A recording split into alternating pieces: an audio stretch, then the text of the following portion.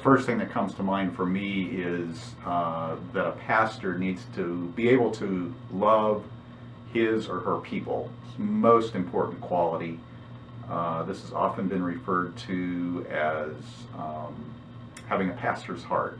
Congregations want pastors who have what's called a pastor's heart.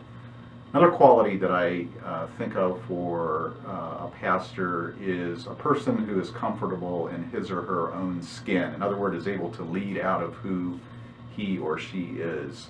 I think self-awareness is also an important quality for pastors. The ability to know how their functioning affects the congregation, really important.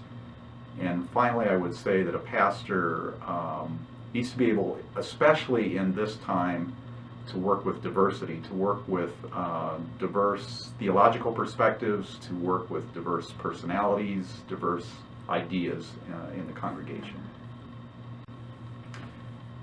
I would respond in a very similar way and begin by saying that a calling congregation needs to love its leaders. What does that mean? It means that congregations need to have realistic expectations for their leaders, not to expect too much, not to put too much of the burden of the mission and ministry of the church on the leaders, but rather to share that with the leaders. Congregations need also to allow leaders to lead, to actually lead the congregation, to strategically respond to the initiatives that pastors bring to the congregation.